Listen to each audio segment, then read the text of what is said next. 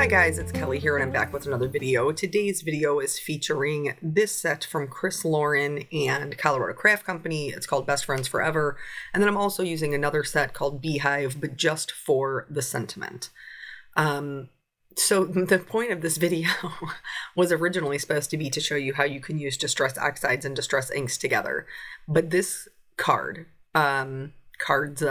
gave me nothing but trouble. And so instead of concentrating on that, I decided to do the video and leave in all of the parts that gave me a hard time to show you the different things that you can try to save your card. Like I tell you all the time, everything is fixable, and there is video proof, because this card, which was supposed to be one card, ended up being two.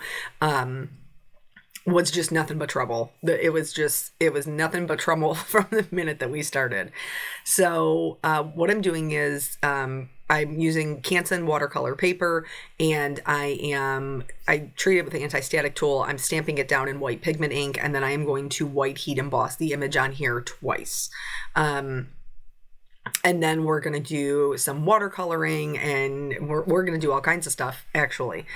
Before I get too far in the video, though, I do just want to let you know that there is a BOGO sale going on over at Colorado Crafts.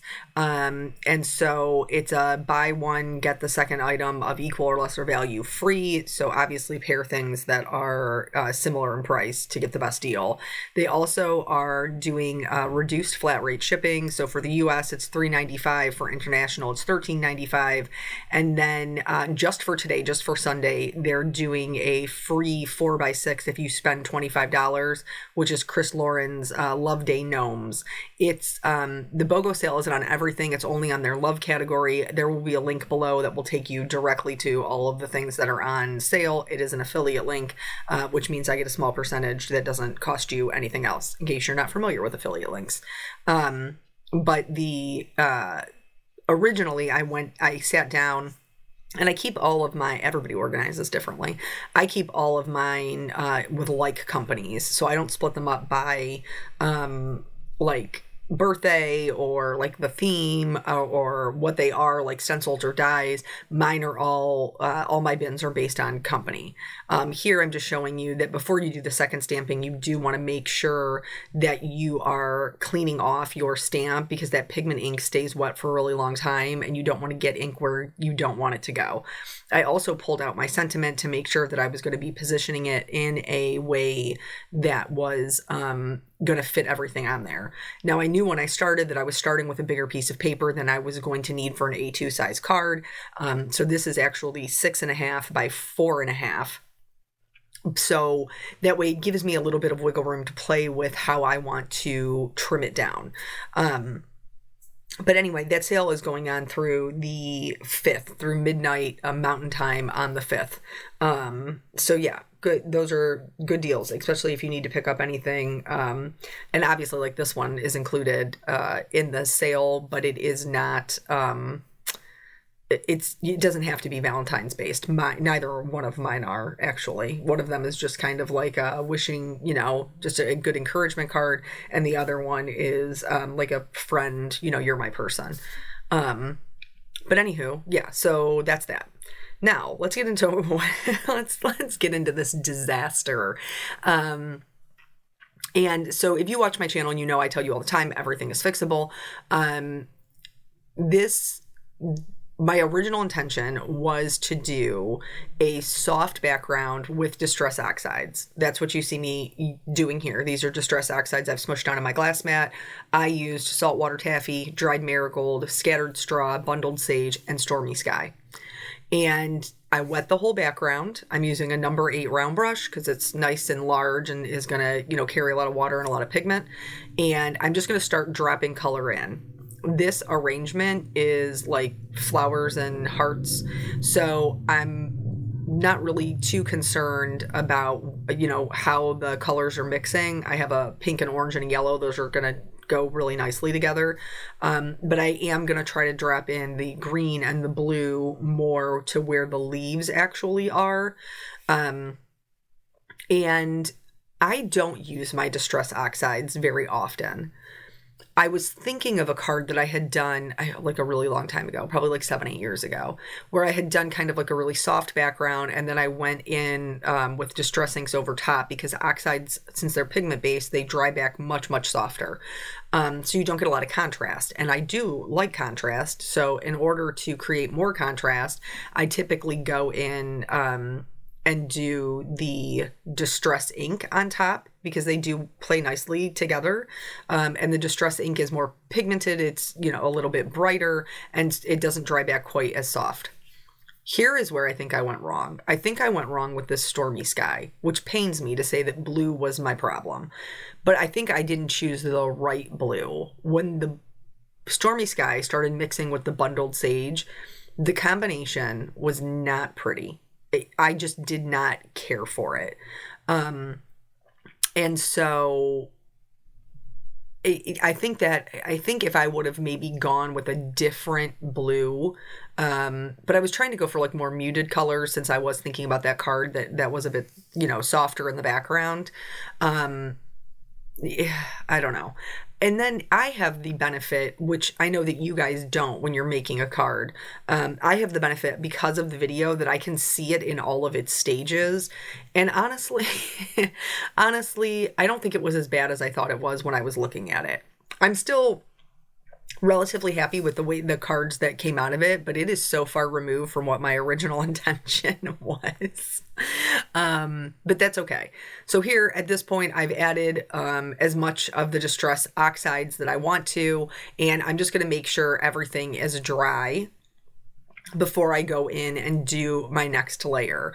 I wasn't loving the background already, but I was like, okay, let me go in here and see if I can put down, some distress ink and make these images kind of pop out, and if it will push the background truly to the back. So I'm using the same colors in distress ink, that same, saltwater taffy, dried marigold, scattered straw, all that. And this is what I'm going to start off with. So as of right now, we are continuing on with the technique as it was intended. And maybe I'll try this again. Maybe I'll try it again with a different color combination. But you can see with the distressed ink that they are a bit brighter, which is why I don't use my oxides very often. I am a person who likes brighter color. But if you like softer color, then oxides are fantastic. Plus, I've heard people say that they blend easier. I don't necessarily find that to be true, but everybody's different. So first, I'm just going in. I've switched now to a number 2 round brush, so it's a bit smaller. Normally with watercolors, you can't work next to 2 areas that are directly next to each other, because the images will bleed into each other. But because we're doing that embossed resist and we have that raised heat embossed line, we don't have to worry about our colors blending. As long as the color or the water that you're using isn't like bubbled up over the edge, it's not an issue. And we're not using enough water here for that to be a problem for us. So I'm just going in, I'm picking up the Bundled Sage, putting it down where, I want the leaves to be green, and then, also intermixing that kind of Stormy Sky, to maybe make it a little bit darker, or to get some color variation, just whatever I'm feeling like. Now, it is sometimes a little bit more difficult to see the image in its entirety, when it is white heat embossed. So I typically keep the stamp set, like the overlay, kind of off to the left-hand side so I can refer back to it, so I know what is supposed to be colored what. That's also really helpful to do if you're doing no line coloring. So again, just, going through, laying down the color where I would like it to be. I am speeding this up because we try, we're going to try so many different things. So many different tips and tricks in this video, that it's impossible to show you all of it in its entirety, and not have it be, because already, we're a half an hour long. So again, I'm doing the same thing that I was already doing with the leaves. I'm just going in, and now this time I'm using that saltwater taffy, and then just adding little bits of yellow or adding little bits of orange. I like a lot of color variation. You don't have to add as much as I am. You could leave it, where you have a pink rose and a peach rose and a yellow rose.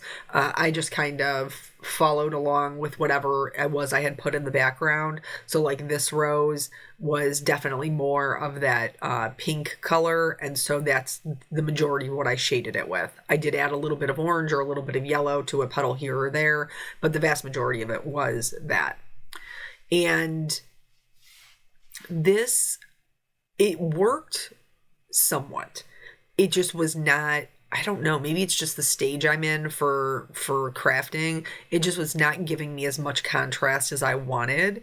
And so I didn't love it. Is it soft and pretty? Yes, it is. I'm not, and maybe you don't feel that way either. Like when you're creating, it's not that I was like, oh my God, this is awful, I hate it. I don't feel that way about it. I just didn't love it. And so when I don't love something, I have a very hard time just letting it be meh. My girlfriend Dawn and I actually joke about this all the time, because even if I am like up against a deadline, if I don't love it, I have a hard time putting it out there with my name on it or a company's name on it, which is a little bit different for me, obviously, because this is what I do for a living. But I was that way when I was just myself in my craft room, and there wasn't any YouTube or blog or any of that. Like that's just my general personality with everything I create. So here I'm seeing, like, and you can see the one up top, like you definitely, the image is more vibrant at the bottom, but it's not what I don't love it. So I decided I'm going to stick with the same theme. So try your technique that you're doing. If you're not loving it, try going a shade darker, or a shade lighter. You could actually go in there and put down wet water and, clean water and lift it up. I went a shade darker. So instead of the saltwater taffy, I used abandoned coral. Instead of dried marigold, I used wild honey. Instead of scattered straw, I used mustard seed. Instead of bundled sage, there isn't really actually a good one. That's a really good match, but I got close enough for government work, and that was evergreen bough. And then for stormy sky, I went with chip sapphire. And so now we're really starting to bump up the contrast. And I am liking this better. I am liking how it's standing out from the background more. But I still did not love that background. And I think had I left it maybe a little bit cleaner and not put so much color in the background, maybe I would feel different about it. But that's not what I did. And we can't undo it. And I'm not starting over because I'm super invested in this piece. And so that's why, like, when I say everything is fixable, I practice what I preach. Like I'm just going to go in there and I am going to work it. The funny thing is, which is why I was telling my husband, is my intention when I originally sat down, I told you I keep all of my companies in the same bins, was they just had a new release. And my intention was to use that new release, but it's almost all of it is sold out. And so I was like, okay, well, I haven't played with this one in a long time, and I have used the stamp set before to make cards. So maybe that would be kind of a fun one. And I'm been vibing on the watercolor lately. I haven't used my my distress inks to watercolor. And then I was like, I really haven't used my oxides. And I did that one so many years ago that was pretty. And like, this is the thought process to how we got here. But I was like, it's so funny because my intention wasn't to make this card or use the stamp set at all. And it was almost like the universe was like, you shall not pass. You shall not actually make anything with this. But I did. I persevered, and I actually made two things with it. So there.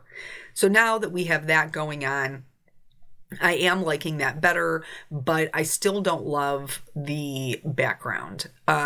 So here I'm just going in, and this is something, of course, if you don't like the amount of contrast that you have in you're painting, and this is true even if you're coloring, you can always go in and add another layer. So that's another tip. If you're not happy with it, go in and add another layer. Maybe add more or of another color, or have more color variation. You can just go in, and all of these are, all coloring mediums are buildable. It's obviously a little easier when you're working with anything that is a watercolor. You could also do this with regular watercolors. I'm just using Distress inks because it had been a while, that's all. But so it's much easier to build upon watercolor and do layer after layer, because it's easier to blend out as long as you're waiting for them to dry in between. And I'm not using a ton of water. I typically do not use a ton of water when I'm watercoloring. So for me, they're drying pretty fast. So it's easy to go in. So if you're not happy with the level of contrast that you have from your focal point to your background, then add another layer. So now I've decided I do not like this background and I need to get rid of it. So this is something else that you can try, which is making a dramatic background. So instead of doing something really soft, I'm doing the opposite of what my original intention was. I am going in with a dark color to really bump up the contrast. So if you have something that you are making and you're like, this just is not vibing, try to change the background. In this case, we're watercoloring, so I don't really have a choice. But if I had the dyes, I could definitely, change it a little bit easier. But I don't own the dyes for this stamp. So I'm working with a 1-layer card. And so here I'm going to go in. Now I chose to use the Chip Sapphire Re-Inker because it's going to go farther. Having to smush down the ink pad and then pick up the ink was going to take me forever. Whereas I could do, as you saw, just one small drop of Re-Inker, and that's going to color this whole background for me. I did start with a number 2 brush so that I could get into these little smaller areas around the branches, but I did switch over to a number 8. Now, when I started doing this, I knew it was going to be next to impossible to get an even flat wash without putting down masking fluid over what I had already colored. I wasn't willing to do that. So I was like, I'm just going to, wing it. It's going to be like a Monet kind of style where you're going to see the colors underneath and it's going to be a little bit streaky, and we'll see if that's enough for me to like it. So I did not love the streakiness, but I am starting to like it better. It's better than the original background, or I like it better. I'm not saying that, that style isn't pretty. It is. It's just maybe not my style. So here, I don't love the streakiness, but I am liking the contrast and how the roses are popping now. So I'm going to go in and try to see if I can finagle some of the streakiness. I'm just adding clean water and moving, re-wetting that pigment. Distress inks will reactivate if you put water on top of them. So I'm just going in, putting down some clean water, and then I'm going to try to add some texture. So that's another tip. If you don't love your background, see about adding some texture to it. So I'm using a rag and I am just blotting up that paper, but it's also leaving behind the texture of the rag in the watercolor. And this is just meh. Like, that's how I feel about it. So here's where we are now, and we are dry. So one of the things that you can do is, without cutting it, you don't want to cut your paper because then you're committed, but you can take a scrap piece of paper and you can use it to block off to see what it would look like if you did cut it. So that's what I'm doing here. So if you're not loving it as a full piece, you can try, blocking that off to see, hey, if I trimmed it down, would I like it better? And so that's what you see me doing, is counting. I'm counting to see where I need to cut it off for it to be an A2 size card. So I trimmed it down, but I actually trimmed it down slightly smaller than an A2 size card. This was probably a mistake on my part, because now I don't have enough room for my sentiment. Even though earlier in the project I measured for my sentiment, now I have to move my sentiment down further, and I don't love that. So another tip is, if you don't love your full background, try adding a matte. So for me, I just went white because I have the white heat embossing. And so I'm seeing how I like it with a matte behind it. And also flip it upside down, turn it around and look at it from different angles to see if you like it. Now, I still don't love the contrast. So my next tip is, if you don't love it, try adding another medium. Now, I started with watercolor. I'm going in with my Copic markers, but you could do Copics and go in with colored pencils. You could do watercolor and go in with colored pencils. You could do Copics and then watercolor a background around it. If you're not in love with it, try adding another medium. Try adding some, stenciling or some pastes around it. There's a bunch of different things that you can do to change the feel of it, to maybe turn it into something that you like more. So for this, you saw I just chose a handful of markers. I think I ended up with an R24, an R32, a YR02, a BG18, and a B99. And you can color embossing. So just be aware of that. Like, if you go in with super dark colors, which is totally fine, I'm going to, but if you color over the embossing, it will color the white, whatever color it is. So now I'm definitely liking this more. I'm liking the contrast more. I feel like the flowers are really kind of popping now. I still don't love that background. Nothing's changed on that front. But that's okay. Like I said, there's some other things that we can try to see if we will like it more. And you don't have to do all of these. You don't have to do you could do one of them, or none of them. So another thing that we're going to try is adding a shadow. So this is going to help give it some lift and a little bit of dimension. And so I'm going in with a navy marker. This is a B99, and I'm just adding a shadow to the stamping, which is going to help lift it up off the background to see if that boost of contrast is something that I'm going to like more. Now, obviously, when I'm doing this, what I'm after is contrast, but you might not be. What you might be after is dimension, or what you might be after is raising up your focal point so that it distracts from the other things you don't like.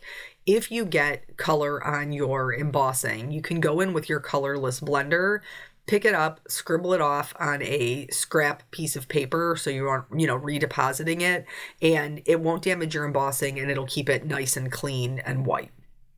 So now this is what I'm left with. Now at this point, I still don't love it. So now I'm going to look at if I can cut it, which is the next tip. See if you would be happier with cutting it without actually cutting it. So I'm turning it around. I'm checking my different perspectives. I am, blocking it off. If I cut it in half, what would this look like? And so at this point, I'm like, okay, before I cut it, I'm going to stamp my sentiment on there to see if it fills up that background enough that I would be happy with it. Because I know if I don't love the sentiment, which turns out I don't, but I know that I can fix that. So here's where I realized that it's going to have to be lower than I originally intended it so that it will fit. I did the same white heat embossing that we did to begin with, and I can tell right away, it's too low on the card. I don't like it. I wish it was up higher. So how am I going to fix this? And don't mind the fact that we're like so close to in here. Here in a minute, I am going to realize that I'm still zoomed in and I'm going to change it. So no worries. Here, I'm like, okay, let me change my, what is the word that I want? The perspective, like, so versus vertical versus horizontal, or portrait versus landscape. And as soon as I did that, I was like, okay, landscape would be so much better.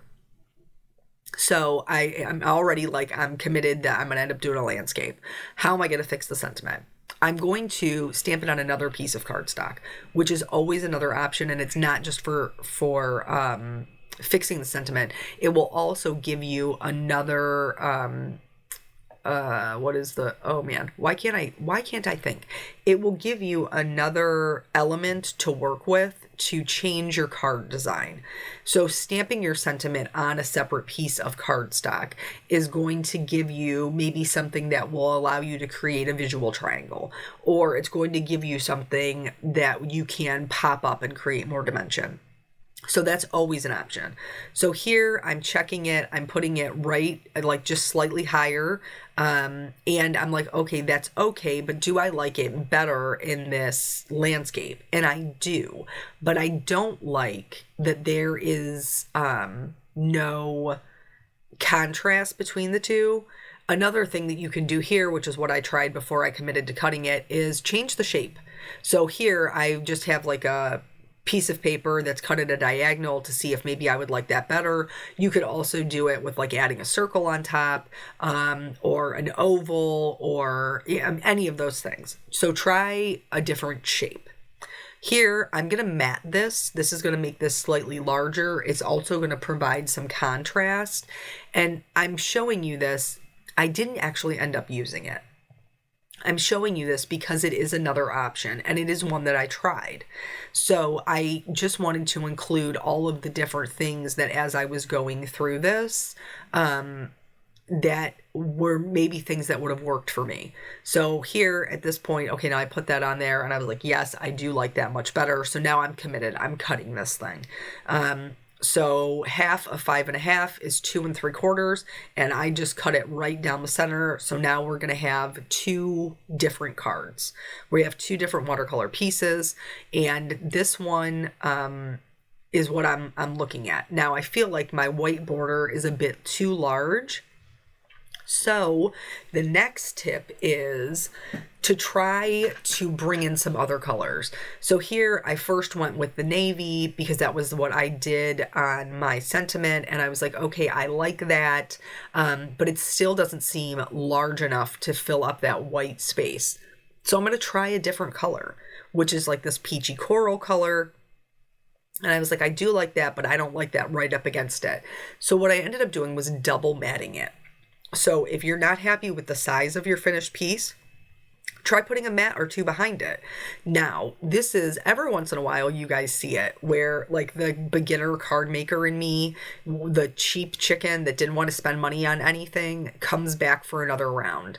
I could not, in my head, justify using my colored cardstock, an enormous piece of my colored cardstock, for just 1/8 of an inch border. So I'm not going to. I measured it out on a piece of white cardstock, which is substantially cheaper than colored cardstock, and I'm going to color it. I'm going to color the edge. I'm not going to color the whole thing because I'm not wasting that ink either. I'm cheap on both fronts. And then I am just going to, color it the size that it needs to be. I'm going to glue it down, and then I am going to trim it out. Nobody will ever know that it was white cardstock that you colored. This is also a way that if you need a custom color, like you want it to match your coloring exactly, this will work great for that. They're not gonna, I promise you, they're not gonna know. They will not know that this is how you did this. So then once I have that lined up and all of my edges are even, then I can just go in, and this is just a trick, that I've done for years without having to measure, to make sure my mat is the perfect size. If you glue it down into a corner and then just trim it accordingly, my Fiskars trimmer has a wire so I can see exactly where it's going to cut. And I know, that my border is going to be the same side. So the only other thing that you need to do is after you've done trimming it, you do need to take your marker and go back and get the edges. Otherwise, they will in fact know. They will know that it's white core cardstock. But if you get the edges, they won't. And so I matted this on the navy. I used the same trick with my Copic marker for the peach color because, again, I am cheap. And then I just trimmed it out and went around the edges. Here's something else that you can do. I have a lot of open space here and I don't love that. So in order to fill that in, I am going to just do some spattering of some opaque white Copic ink. You could also use Perfect Pearls. You could also use a darker color. You could use a navy. And that's just going to help fill in that space.